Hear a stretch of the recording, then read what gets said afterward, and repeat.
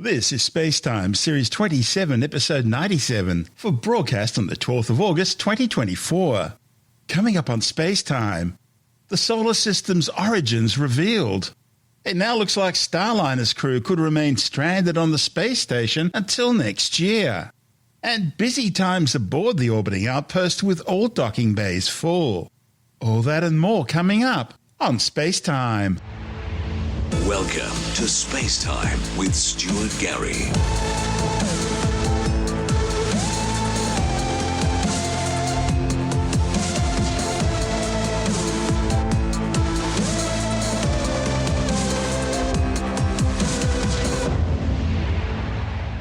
An analysis of asteroid samples brought to Earth by NASA's OSIRIS-REx spacecraft has shown that our solar system was created in the wake of a nearby supernova explosion.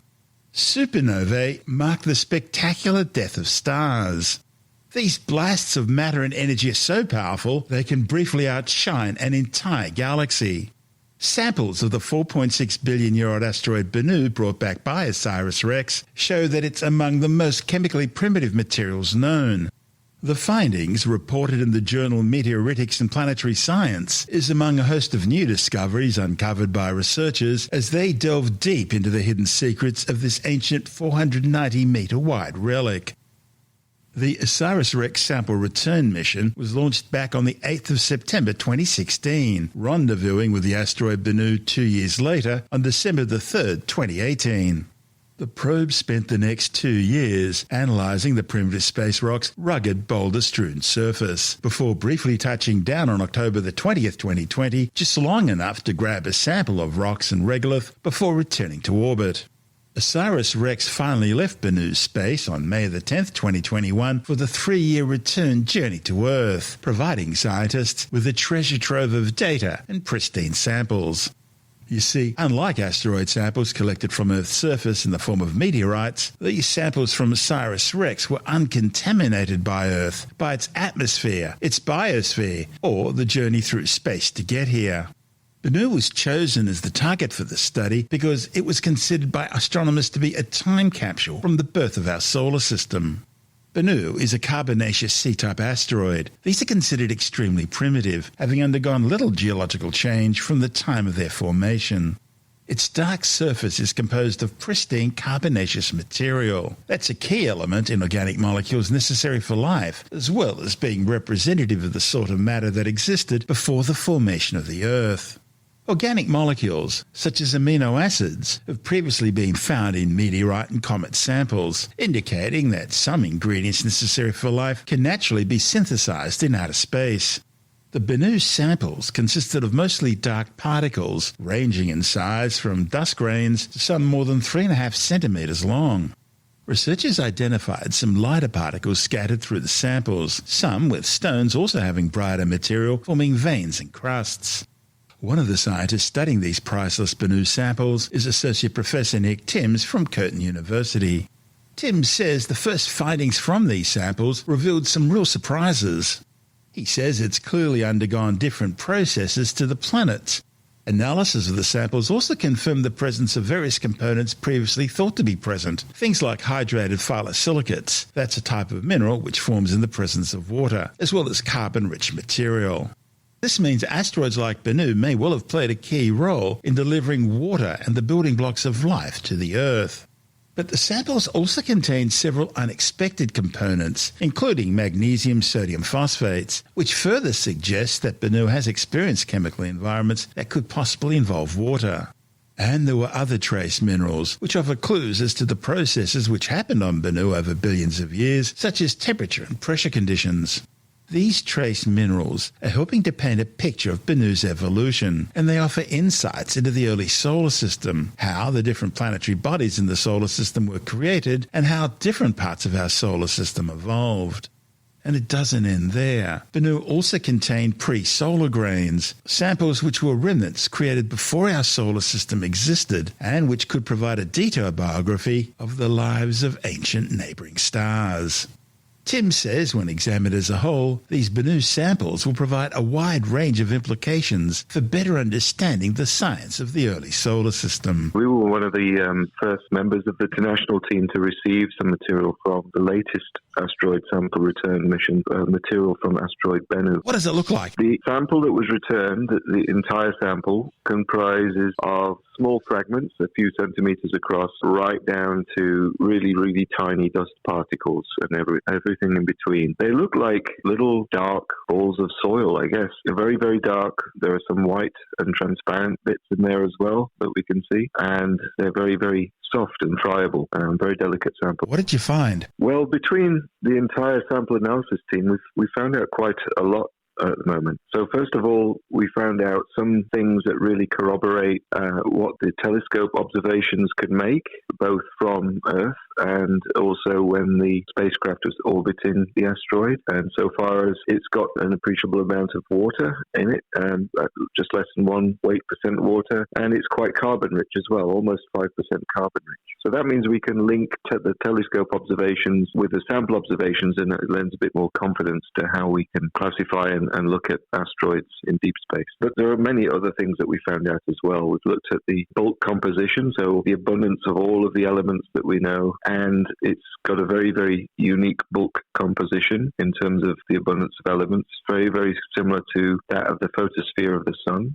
We've also looked at some of the mineral components in there as well, and there's quite a lot of very interesting small particles of minerals. We're finding more about these things all the time. And also we found out there are some organic particles in there as well, things called nanoglobules, which are sort of made of a sort of 1 to 4 ring chains of carbon, hydrogen, nitrogen, and they are allowing us to make some interesting conclusions too. What sort of conclusions are you drawing from these samples that you've got? Well, some of the particles in there, if we look at the detailed composition of them, the isotopes within them, they're not like what we find in our solar system. And these very rare particles are actually sourced from before our solar system existed, from exotically from other solar systems. So these are pre-solar grains, wow. Yeah, pre-solar grains, exactly right. That means they're more than 4.6 billion years old. They've got to be some of the oldest things we've ever seen. Yeah, that's right. And from the compositions of them, we can tell that what kind of star system that they came from. We're finding more and more all at the time, but for the first publication, we'd found 7. Some of them are from particular stars, and one looked like it was from a supernova. So that's really interesting. And there are also lots of minerals in there that are surprising us, things that we didn't expect to see, as well as things that we did expect to see. The idea that you've got pre-solar grains from supernovae, that supports the theory that, or the hypothesis that our solar system was formed following a supernova explosion that bumped a lot of gas together.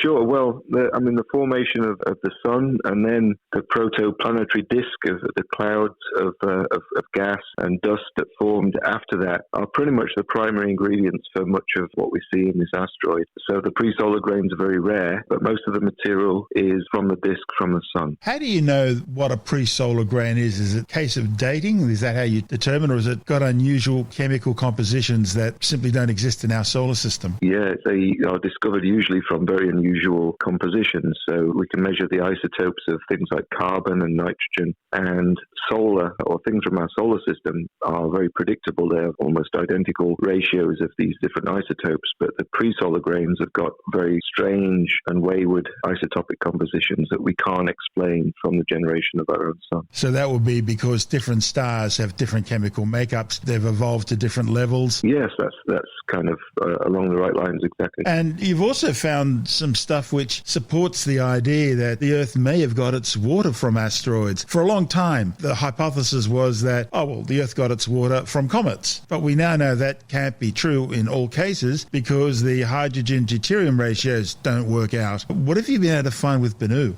So with Bennu, we're still working on the compositions from Bennu, but certainly from other asteroids that we've looked at. We've looked at tiny particles from Itokawa, and the composition of the hydrogen-deuterium ratio looks to be matching that of Earth. And the way that the hydrogen got into those samples was actually a consequence of implantation from the sun, like a solar irradiation. So on one hand, it's interesting to think that asteroids delivered some of the water that we have on Earth, or a lot of it maybe, maybe. And on the other hand, it's interesting to think that the sun was actually the source of some of the hydrogen that forms the water on Earth as well. So that's really interesting. How do you actually perform these tests? So we look at the particles under quite high-powered instruments, microscope, and different probes. So usually that involves firing an electron beam or even an ion beam at samples and then collecting signals that return from those. So we have to prepare the samples in very particular ways and avoid contaminating them with water and other fluids so we can get the pristine signal back from samples. But yeah, we've got a range of different analytical techniques that we can employ and we have been using. One of the interesting things about Bennu was that when OSIRIS-REx went for its sample, it almost got buried. If it didn't have an automatic system where it would launch again once it's collected a sample, it would have been buried under the surface. That's how loose the surface was. Sure. So Bennu, like other predecessor missions to other asteroids, to Itokawa and to Ryugu, all three of the asteroid sample return missions, all three of those asteroids have been discovered to be piles of rubble, which it sort of flies against kind of almost childhood notion of what asteroids look like, which are basically single solid pieces of rock. And so the more and more we discover in the solar system that these rubble pile asteroids are quite common. And one reason for that is, well, they formed from catastrophic events that disrupted the parent body from which the asteroid was formed. But the other thing is, it means that they are mechanically and physically, they behave quite differently. Like you said, the spacecraft almost disappeared into the surface of Bennu. It's quite soft, I guess quite absorbent when it comes to absorbing hits and shock and things like that. So that has huge consequences for how these asteroids behave. Well, say, for example, defense, from when if they pose a threat to the Earth, also for how long they hang around in the solar system for as well. And in terms of if one collides with another, what the mechanical properties of those things will actually result in, whether they'll be destroyed or whether they can absorb those kinds of impacts. So. If you fire a gun at a solid rock, the gun will possibly deflect the rock. It'll move it to one side. But if you fire that same gun at a pile of rubble, the rubble doesn't actually move. It absorbs the bullet. And it's still doing what it was doing before, which means if we're talking about an asteroid, that asteroid will continue on the path it was on previously. That's the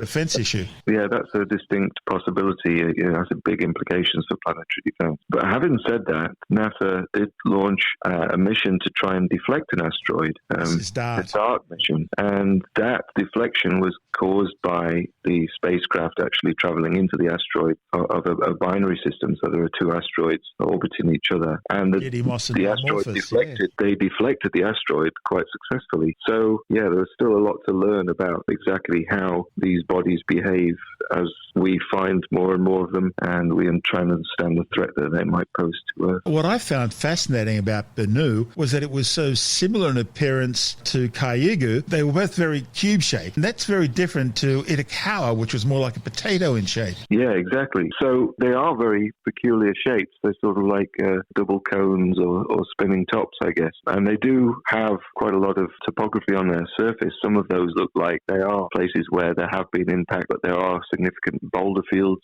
and everything right down to the tiniest dust particles. They're very difficult places to try and sample and try and land on. But yeah, the shapes of them are quite different. And so Ryugu and Bennu are most similar to each other, like you say, but Itokawa, yeah, I think they would call it the peanut in space. Yes.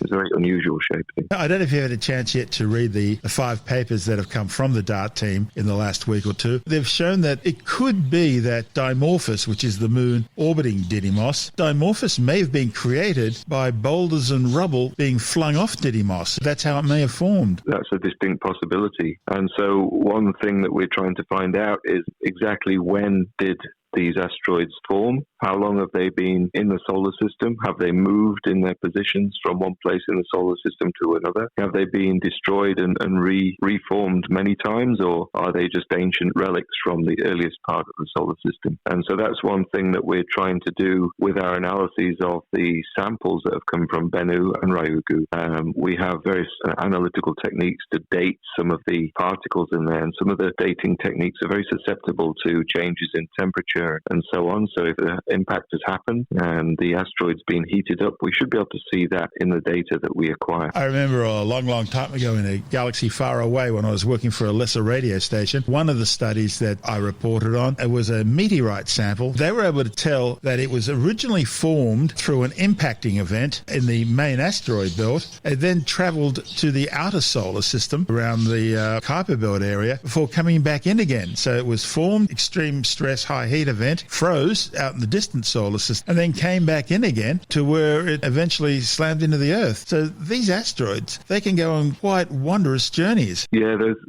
all of these things are within the realms of possibility. So it's going to be really interesting to see what results we get. And I think the dynamicists have modelled asteroids such as Ryugu and Bennu, and they are proposing that these things have been destroyed and reformed at least twice before. So that provides us a good hypothesis to try and test with our data that we can get from the actual samples themselves. In October, the European Space Agency will launch the Hera mission. That, again, is going to Didymos and Dimorphos. Is that something you're looking forward to? Yeah, I'm looking forward to it. I'm not part of that mission, but it's going to be very interesting to see what they find out. Where to now? What's the next thing to be done? The next thing to be done, one of the big things that we're really looking forward to is actually looking at some of the bigger particles from Bennu. So far, we've only been looking at the very fine-grained aggregate of particles and not some of these larger centimetre-sized bits.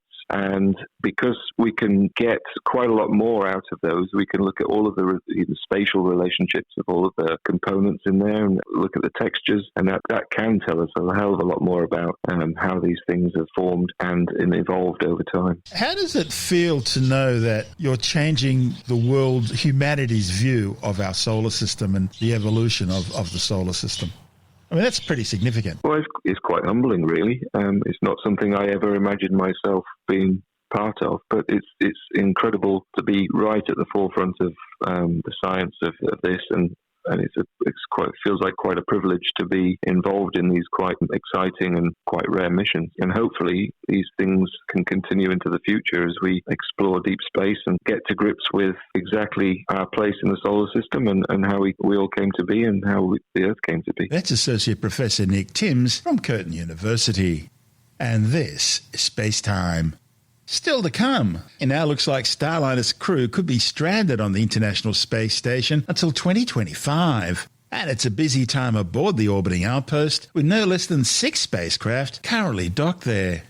All that and more still to come on SpaceTime.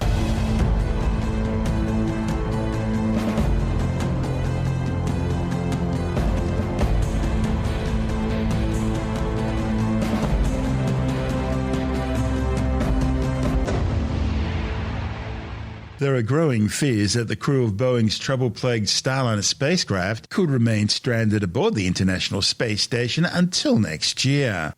NASA officials are now openly speculating that Starliner astronauts Butch Wiltmore and Sonny Williams could wind up returning to Earth on SpaceX's Crew Dragon in February 2025 if Starliner is still deemed unsafe. The space agency's been looking at leaving 2 seats empty on the upcoming SpaceX Crew Dragon 9 mission to the orbiting outpost. That flight, which was to launch this month carrying 4 crew members for the space station, has now been pushed back till September because Starliner is occupying the docking port the Crew Dragon was meant to use. NASA says that SpaceX Crew 9 mission isn't slated to return to Earth until February next year, meaning the Starliner crew's initial 8-day mission could balloon out to more than 6 months if the decision's taken to abandon Boeing spacecraft in favour of the Dragon. Previously, NASA and especially Boeing have dismissed suggestions that the pair could wind up being rescued by competitor SpaceX. Boeing says its confidence remains high in Starliner returning with a crew. But if that doesn't happen, they'll simply reprogram Starliner for an unmanned return-to-Earth flight. Starliner was launched from Cape Canaveral back on June the 5th aboard an Atlas V rocket on what was meant to be an 8-day shakedown flight, the first carrying a crew. However, a combination of ongoing helium leaks and sudden faulty thruster issues hampered the flight to the space station, eventually forcing a manual docking rather than the automated arrival originally planned. Helium is an inert, non-combustible gas. It's used to pressurize the spacecraft's propulsion systems. The helium leaks aboard Starliner were first detected prior to the launch. but they weren't considered serious enough to abort the mission. That's because the spacecraft carries 10 times more helium than it needs. But as the mission progressed, the leaks became worse and more numerous, with 4 more developing. NASA and Boeing have been trying to replicate the problems on the ground using a spare Starliner service module at the White Sands Missile Range in New Mexico. They think the helium leaks could be caused by degrading seals due to oxidizer permeation. As for the thruster issues, well, they began later in flight, once Starliner was already in orbit.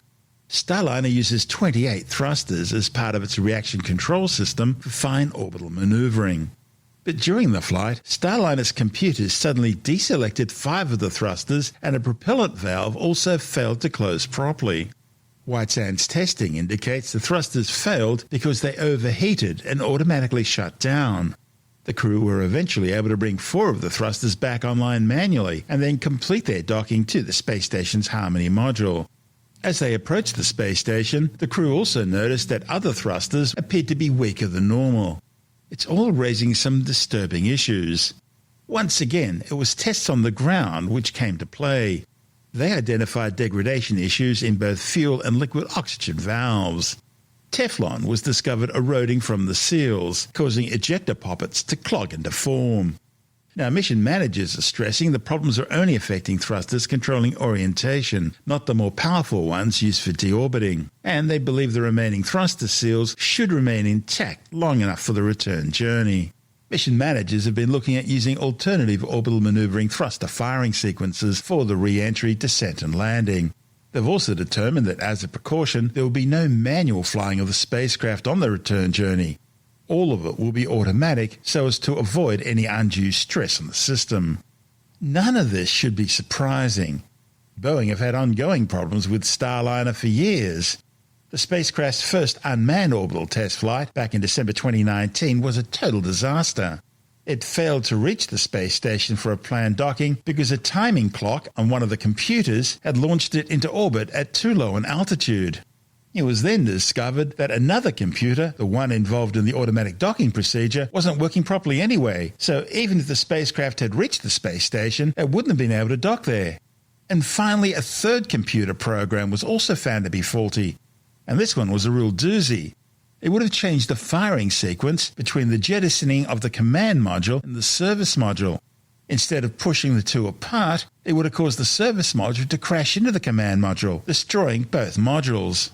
Luckily, that one was discovered before EDL, in other words, entry, descent and landing. Now, most of these problems were linked to computer failures and programming errors. An investigation by NASA found more than 80 issues which needed to be addressed before Starliner could fly again. Finally, a second unmanned orbital test flight was carried out in May 2022. Now, it went a lot better with only some minor issues. However, once back on the ground, propulsion system corrosion issues, parachute strengthening requirements, and concerns over the fire resistance of electrical cabling installation were all uncovered, pushing the first manned test flight back by over 2 years. And we now know how well that's gone. Now, by comparison, Boeing's competitor, SpaceX's Dragon capsule, has experienced fairly smooth sailing, so far carrying 9 crews to the International Space Station since 2020, as well as several private manned orbital spaceflights. NASA says that shows the advantage in developing 2 separate spaceflight systems as part of their commercial crew contract project to develop spacecraft to ferry crew to the space station following the early retirement of the Space Shuttle fleet in 2011. While on station, the stranded Starliner team have been working with the 7 Expedition 71 crew members, helping out with day-to-day tasks and scientific experiments.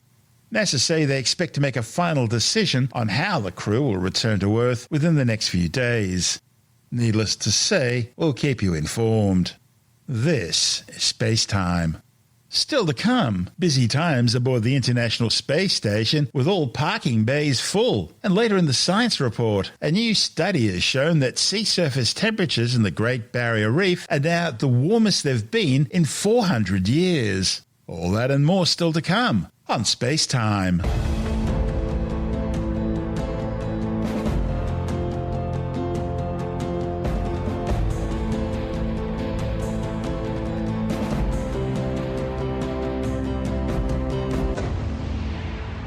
Well, it seems like rush hour aboard the International Space Station at the moment, with no less than 6 spacecraft currently docked to the orbiting outpost. In other words, every docking port is now full. The 6 spaceships include Boeing's Starliner, SpaceX's Crew Dragon Endeavour, a Northrop Grumman Cygnus cargo ship, the Soyuz MS-25 crew capsule, and both the Progress MS-27 and MS-28 cargo ships. Other than the trouble-plagued Starliner, the most recent arrival was the Russian Progress MS-28 cargo ship, carrying over 2.5 tons of food, fuel and supplies. The Progress MS-28 had launched 2 days earlier aboard a Soyuz 2.1A rocket from the Baikonur Cosmodrome in the Central Asian Republic of Kazakhstan. The Progress docked automatically onto the orbiting outpost Poisk module space-facing Zenith port, where it will remain for the next 6 months. Ship's manifest included 1,290 kilograms of food, crew personal items and toiletries, and general supplies. There's also 420 kilograms of fresh water on board, 754 kilograms of rocket fuel propellant, and 40 kilograms of nitrogen. Once unloaded, it'll be used as a trash storage facility, being filled with garbage no longer needed by the crew before being deorbited and allowed to burn up, together with its trash, in the Earth's atmosphere. This is SpaceTime.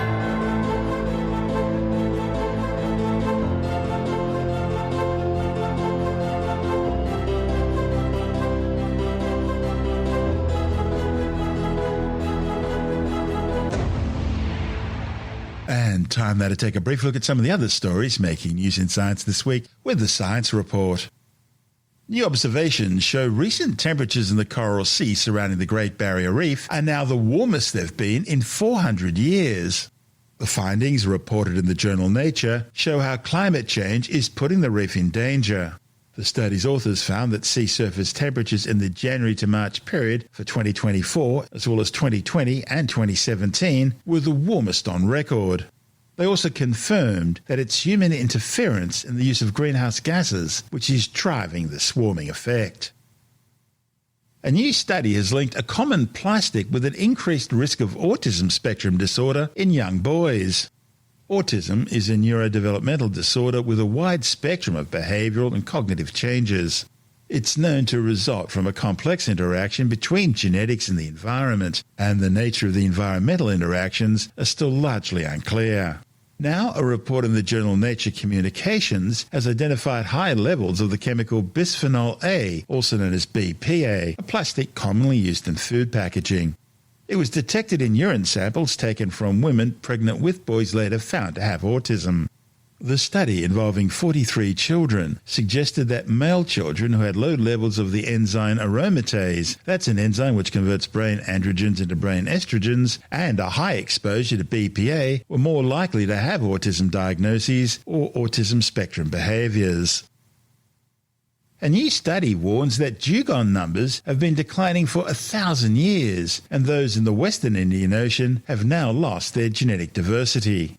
A report in the Journal of the Royal Society Open Science looked at ancient DNA from dugong specimens in museums and then mapped their genetic diversity in the Indo-Pacific. This was then used to model their past populations.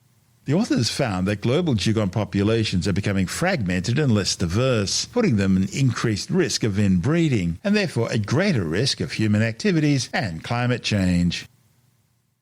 Now, most of you have probably noticed a big sports carnival happening in France at the moment. And the more observant of you may even have noticed some of the strange, superstitious rituals some athletes undertake before or during competition. Well, the good news is not all sports-minded people fall for these magic lucky charms and rituals. But as Tim Mendham from Australian Skeptics points out, there are enough high-profile ones that do to influence impressionable people. Well, it's interesting to see if athletes are more prone to these things than other people. Okay, because athletes are especially high-profile, you see them all the time. And therefore, you see them do this little thing, how many times Rafael Nadal bounces the ball, scratches his nose behind his ear, etc. People who wear particular clothing. It applies across virtually every sport. There are people who sort of have little ticks and gear or things. They use twinkly fingernails, etc., that they think will give them an advantage. Now, there's various reasons for this. One, that in the sporting world, a split-second advantage can mean everything. You look at the swimmers who are getting down to hundredths of seconds. Anything that they might see might give them an advantage is worthwhile trying. Also, the fact that it also might be off-putting other people. I would suggest that Raphael's bouncing of the ball all the time, really annoying to the tennis player at the other end of the court. And the grunting and all the things they do. Okay, are sports people more prone to this sort of stuff? I think that's a very difficult question. We covered it a lot in our magazine. If I can give it a plug, the March 2022 issue had a lot of articles on superstition in sport, looking at the various things they do and why they do it. The classic example is Djokovic, who's regarded as one of the best tennis players ever. He's notorious for the things that he's sort of followed up on. Everything from magic mountains to different foods and crystals and you name it. So he's been in a lot of things, actually. Other athletes are not, quite frankly. There are a lot of athletes who don't fall to this sort of stuff, whether it's an alternative medical treatment, a magic crystal, nothing to wear, a process you do, a little rigmarole that most sports people don't, you can say. Or at least we don't know that they do, but it's not sort of overtly. I mean, when you have cupping on your back, it shows up, right? All these little round marks that people do. No indication that helps, but never mind. Are sports people more... The thing they really do, these sorts of things, is give you more confidence, and that's important. That's important too, and that might be enough reason for them to do it. But the trouble is it influences other people to think that is the thing that works rather than the confidence building. Any advantage they can get, especially in those sports where there's a minimal and tiny time issue or a height issue, whatever, a difference between coming first and coming second, they will try. Well, some will try. Now, whether that's just a confidence thing, they think it works, or whether it's just superstition. The question is how many do it. Most don't do it, okay? A lot of sportsmen do it, but they're high profile and you can see them. So, they're in the media, so you can see them do it. But the problem is it encourages lesser athletes, young athletes coming up to think, I don't have to work so hard, I can just get cupping, right? Or I can put a wristband on, or I can sort of go through a ritual. So the issue is, one, is it going to help them? Unlikely, except for a confidence booster. Do they do it because they want the maximum advantage they can get, whether it's the colour of their clothes or whatever it is? You can understand they do it. If they're multi-million-dollar athletes out there, you can probably reason to it. Is it going to help them? No. Is it influencing other people? Yes. And that's where it really becomes a bit of a problem, that people think it's a shortcut to success, and it ain't. That's Tim Mendham from Australian Skeptics.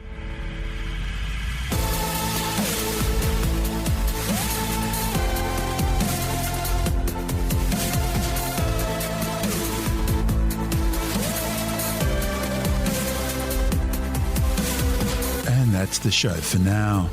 SpaceTime is available every Monday, Wednesday and Friday through Apple Podcasts, iTunes, Stitcher, Google Podcast, Pocket Casts, Spotify, Acast, Amazon Music, Bytes.com, SoundCloud, YouTube, your favourite podcast download provider, and from spacetimewithstuartgary.com. SpaceTime's also broadcast through the National Science Foundation on Science Zone Radio and on both iHeartRadio and TuneIn Radio. And you can help to support our show by visiting the SpaceTime store for a range of promotional merchandising goodies, or by becoming a SpaceTime patron, which gives you access to triple-episode commercial-free versions of the show, as well as lots of bonus audio content which doesn't go to air, access to our exclusive Facebook group, and other rewards. Just go to spacetimewithstuartgary.com for full details. You've been listening to SpaceTime with Stuart Gary. This has been another quality podcast production from Bytes.com.